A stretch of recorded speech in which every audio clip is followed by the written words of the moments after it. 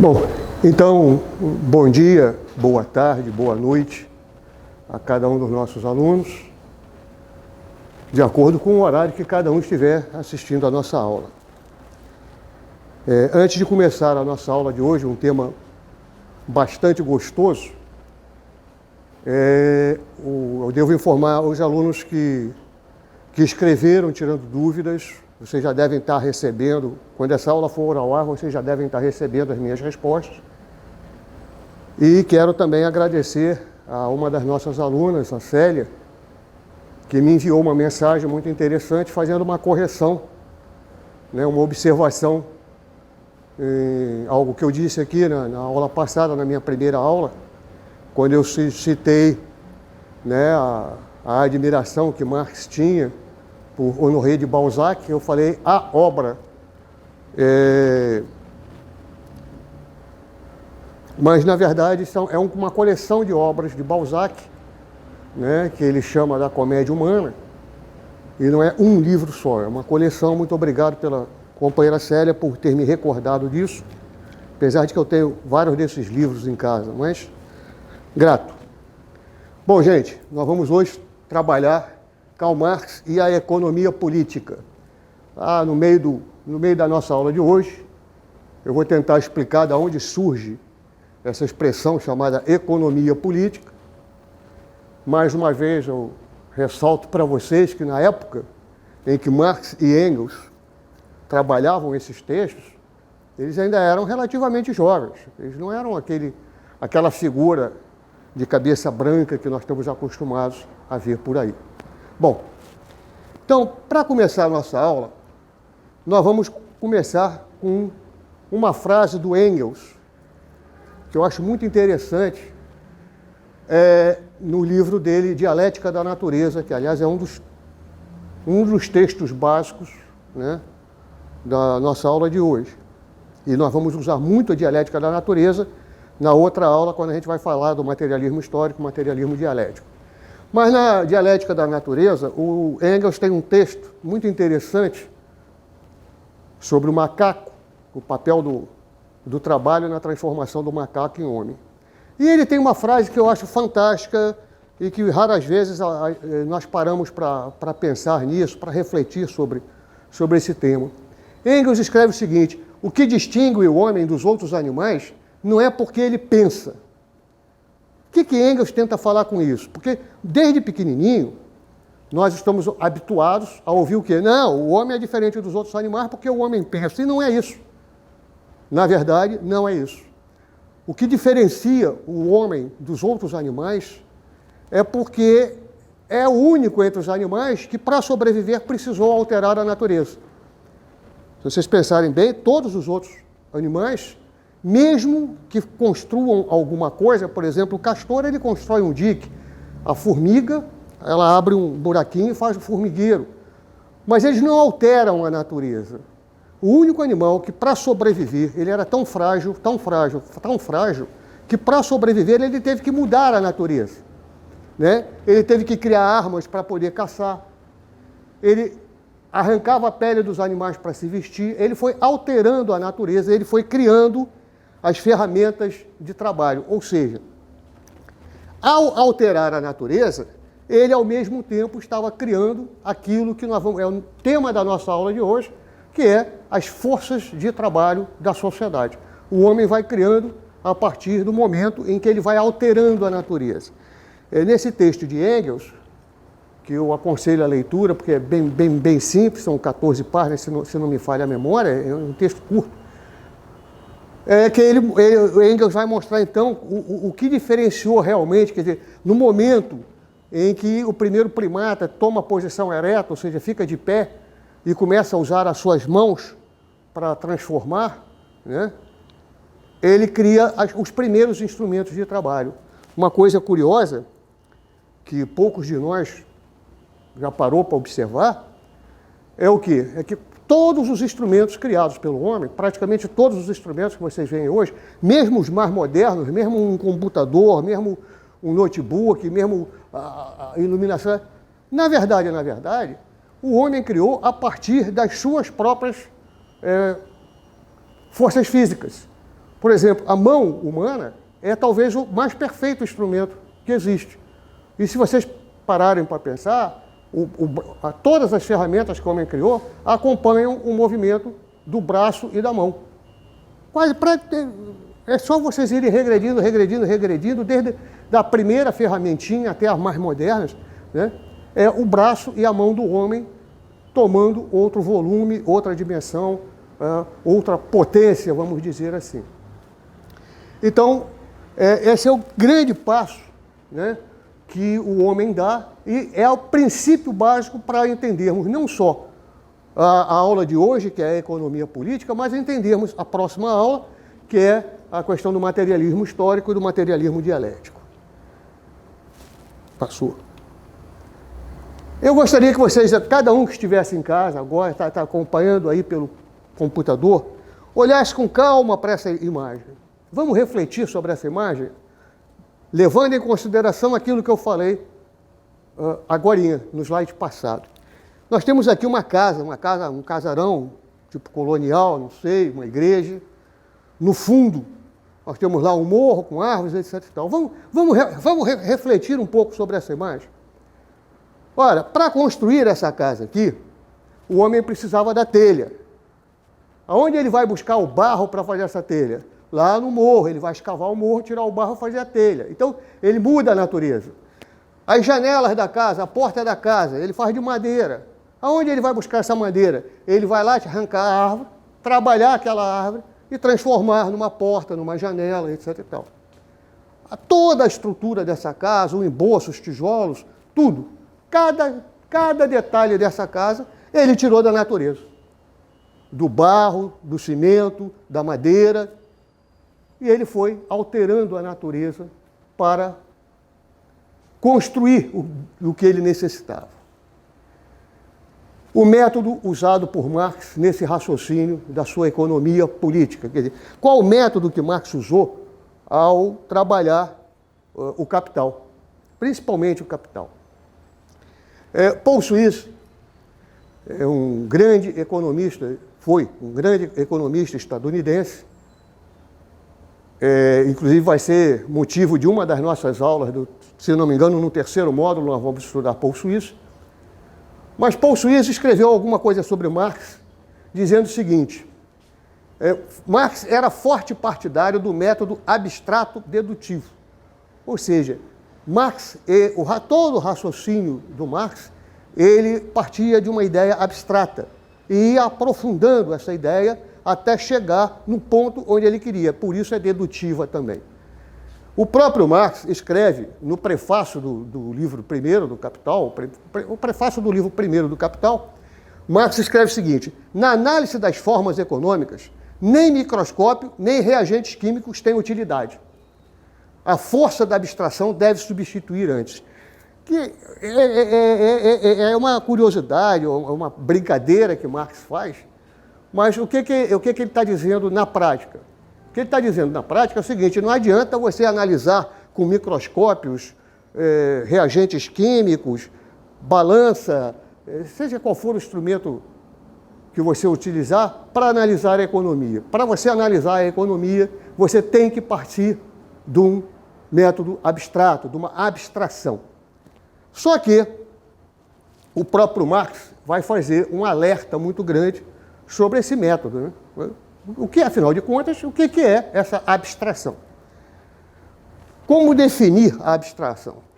O próprio Marx, ainda no prefácio do Capital, ele escreve: o que problema está sendo investigado? Então, qual é o foco da sua investigação? Qual é o objetivo principal da sua investigação? O que você realmente está buscando? Bom, isso aqui é o meu foco.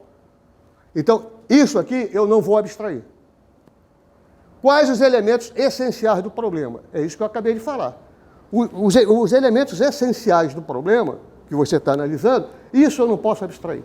Agora, tudo que está em torno e que vai me levar a uma solução ou a um entendimento desse problema, né, nós vamos usar o método de abstração.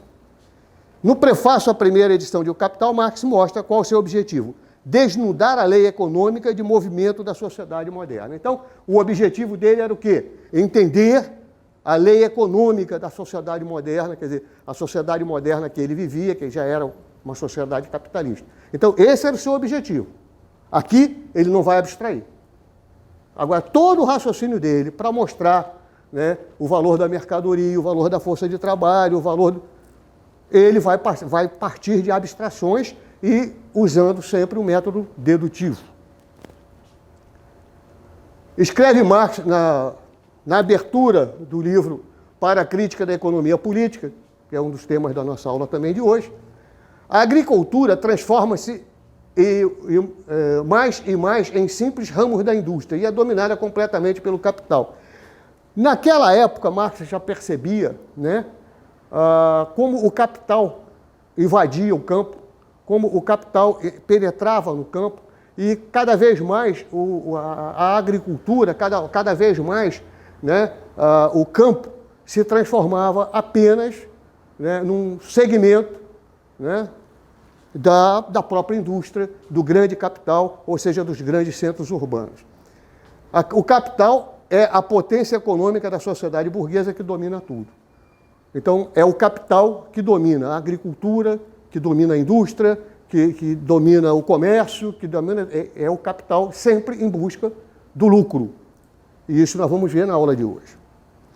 A parte grifada desse texto, o capital é a potência econômica da sociedade burguesa que domina tudo, tem grande importância para Marx, que escreve a seguir, prosseguindo, na mesma frase, no mesmo processo do Crítica da Economia Política, ele escreve: a relação entre o trabalho assalariado e o capital determina o caráter total do modo de produção. Ou seja, é nesse momento aqui que ele começa a fazer a abstração. Ele vai pegar o capital, bom, eu estou entendendo aqui a economia da sociedade em que eu vivo. Bom, agora vamos ver qual é a relação disso que tem com a força de trabalho, qual é a relação disso com o próprio método produtivo. Agora sim eu vou começar a trabalhar essa ideia. É isso que ele faz, né, nos 3 volumes do Capital, e nós vamos daqui a pouco conversar sobre isso. Agora eu queria que vocês refletissem um pouquinho.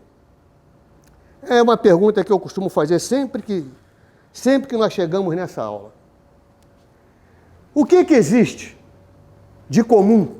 O que existe de comum num PF, aquele PF que todos nós gostamos muito, sentar num barzinho, comer um PF, batata frita, salada, feijão, arroz, uma carnezinha. O que existe de comum entre um prato feito e uma Mercedes último tipo? Um dos carros mais modernos, que tem mais caros, um dos mais caros também, etc. O que tem em comum aqui? O que existe aqui que também existe aqui? Pensaram um pouquinho? Vou perguntar outra vez. O que existe aqui nessa carroça antiga, carroça de roça, mas que também existe aqui num computador super moderno, bonito? O que tem de comum entre aquela carroça e esse computador? Refletiram um pouquinho? O que existe de comum entre a minha horta ali? Olha, tem mamão, alface, cebolinha, couve. O que existe de comum entre aquele terreno cultivado ali e um vestido ou um terno caro que você compra numa loja de grife? O que tem de comum? Afinal de contas, gente, o que tem de comum nessas 6 imagens que eu mostrei para vocês? Alguma coisa é comum às 6 imagens. O que é comum? Qual é a resposta de vocês? Certo. A única coisa que existe em todas as imagens mostradas é o trabalho humano. Aquilo que eu falei, que o Engels mostra lá no início do nosso texto. O que faz todas essas mudanças, né, na nossa vida cotidiana, no nosso dia a dia? É o trabalho humano. São as operárias costurando, são os operários lá numa indústria construindo alguma coisa. É essa força de trabalho que torna possível a existência do prato feito, da Mercedes, né, da carroça, do computador, da horta cultivada, do vestido e do terno e tudo mais que a gente imaginar. É essa força de trabalho, é o trabalho humano que permite que hoje a gente tenha uma tela, tenha um computador, o controle remoto aqui, meu óculos, é o trabalho humano. Tudo isso foi trabalho humano realizado. É o trabalho humano que se realiza em um produto. Mas agora vamos pensar mais um pouquinho, eu vou provocar mais um pouquinho o pensamento de vocês. Vamos pegar logo a nossa batata frita. Né? A batata frita, que todo mundo gosta de uma batatinha frita, principalmente acompanhando uma cervejinha, um refrigerante, quem gosta mais de refrigerante. Né? Mas para essa batata frita chegar no nosso prato, para essa batata frita chegar ali na mesa do bar, o que precisou? Bom, primeiro para fazer a própria batata, para plantar a própria batata. Então, nós precisamos de terra para plantar, nós precisamos de trator e herbicida, adubo, semente, um sistema de irrigação da terra, transporte, porque não adianta nada você plantar a batata e não ter como levar a batata até a cidade. Então, você precisa de uma rede de transporte, você precisa de uma rede atacadista, né? São aqueles imensos caminhões cheios de saco de batata que vão levar essa batata para o mercado ou para a feira. Nós precisamos de um sistema financeiro, porque o agricultor, ele precisa, para comprar o trator, para comprar o adubo, para comprar semente, os herbicidas, ele tem que ter um setor financeiro, um banco, onde ele vai lá pedir o dinheiro emprestado, investe, vende a batata, paga o banco, sobra o dinheiro, ele volta a investir. Então, nós temos um sistema financeiro nessa brincadeira. Só isso? Bom, essa aqui foi até a parte de plantar a batata. Aí ele foi lá, colheu a batata, tem sacos e sacos e sacos de batata no sítio dele, lá na fazenda, sei lá. Mas ele precisa de estradas, de combustível e de comunicação para levar essa batata até o mercado ou a feira onde você vai comprar. Acabou? Não.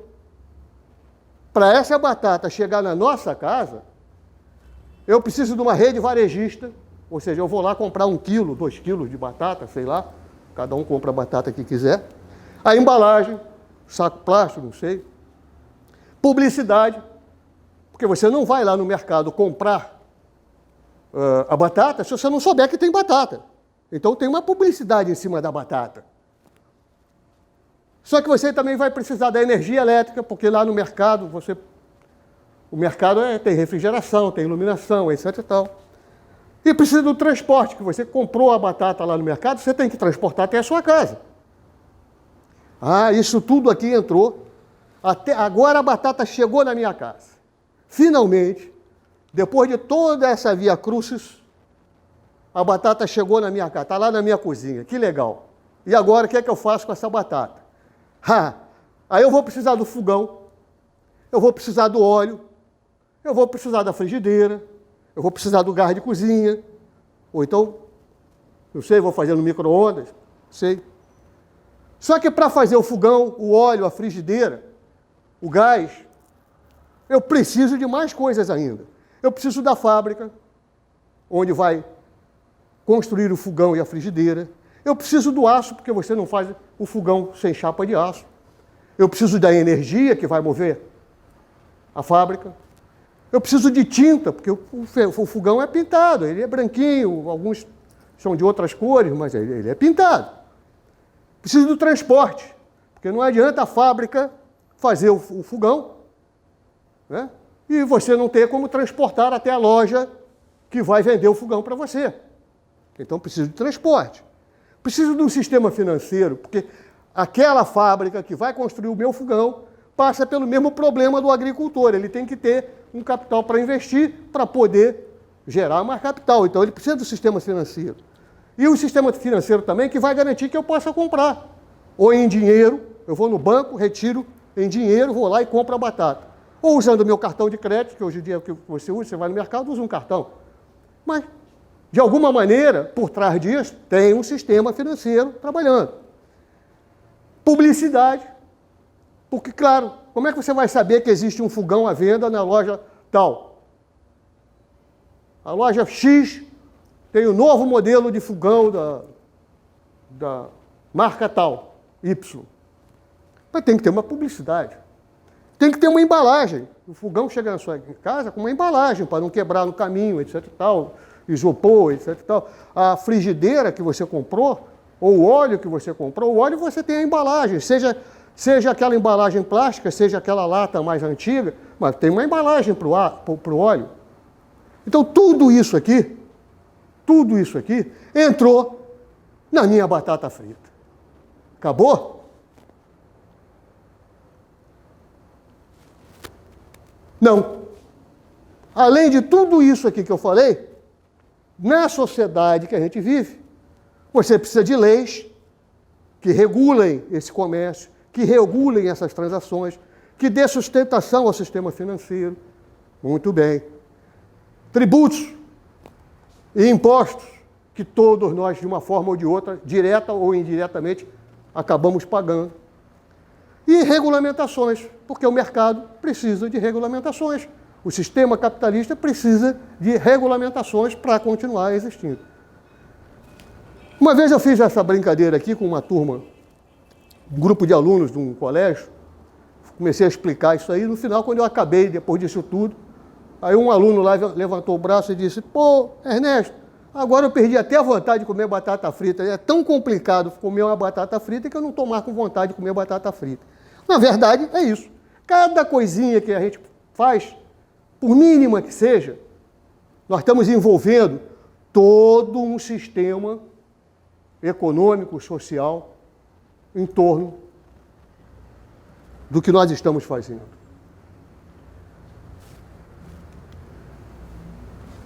Então, como é que isso tudo funciona? A grande pergunta que nós temos que fazer a nós mesmos é como funciona tudo isso? Todos aqueles setores, aqueles diversos setores que eu citei, cada uma daquelas instâncias, como é que isso funciona? De fato, esse poema é de Vinícius de Moraes. Para quem não conhece, eu aconselho a leitura. Chama-se Operário em Construção. Vinícius de Moraes. De fato, como podia um operário em construção compreender por que um tijolo valia mais do que um pão? Tijolo ele empilhava, com pá, cimento e esquadria. Quanto ao pão, ele comia. Mas fosse comer tijolos. Essa é a questão que, coisado, Vinícius de Moraes, num verso, entendeu 3 volumes do Capital, de Marx. Sim, o operário, o tijolo, ele assenta lá com massa, com cimento, com não sei o que lá, né, tem o prumo. Mas ele não pode comer o tijolo. Ele tem que comer, ele tem que se alimentar. Tijolo ele não come. Então, nesse mesmo poema, chamado Operário em Construção, Vinícius de Moraes tem uma outra estrofe dessa poesia, que Vinícius diz o seguinte: em determinado momento, o operário desperta e vê que tudo que está à sua volta, a mesa, a cadeira, o prato, tudo tinha sido feito por ele, o operário. Todas as coisas que nós trabalhamos, todas as coisas que nós temos no nosso dia a dia, foi feito por um operário. A roupa que eu estou usando foi feita por alguém, a calça, o sapato, meu óculos. Ou seja, alguém fez tudo isso. É essa a pergunta que Vinícius faz, né? Quando o operário descobre que tudo que existe em torno dele é ele que faz. E nesse momento ele toma o grau de consciência. É nesse momento que o trabalhador vai ter consciência do seu papel na sociedade. E é isso que Marx e Engels trabalham o tempo todo, né, tanto no livro Capital, quanto praticamente todas as obras dele. Engels tem um livro fantástico que eu recomendo a leitura, que é A Situação da Classe Trabalhadora na Inglaterra. Ele viveu um tempo na Inglaterra, né, e escreveu como viviam os operários ingleses na época. Marx e a economia política. Bom, então agora nós estamos entrando propriamente dito na economia política. E Marx tem uma frase que eu acho marcante, eu acho determinante, essa frase de Marx. O que diferencia as épocas econômicas umas das outras não é o que se faz, mas sim como se faz, com que instrumentos de trabalho se faz. Porque, geralmente, aquelas aulas de história que nós temos, ou tínhamos, né? Hoje em dia já está, no meu tempo tínhamos, hoje em dia o ensino de história já passou por alguns avanços, alguns progressos, mas na minha época, né, a história era marcada com o que se faz. Num determinado período da história se fazia carruagem, no outro período da história se faz carro, caminhão, van para transportar passageiro, não sei. Bom, cada época da história nós estamos construindo alguma coisa. Marx diz, não interessa o que a gente está fazendo. Para entender a época econômica, não interessa se hoje nós fazemos computadores e antigamente nós fazíamos máquina de escrever. Eu ainda tenho a minha guardada lá em casa. Mas o que é importante? Como se faz? Melhor ainda, com que instrumentos de trabalho se faz? E eu vou fazer um outro alerta agora adiante. Então, vamos destrinchar aquela frase do Marx. Por épocas econômicas, entendemos períodos da história da humanidade caracterizadas por um modo de produção. Ora, do que nós sabemos, a humanidade já atravessou 3 modos de produção diferentes. O escravismo, o feudalismo e hoje vivemos no capitalismo. Então, a época econômica é cada uma dessas fases, cada uma desses períodos históricos da humanidade.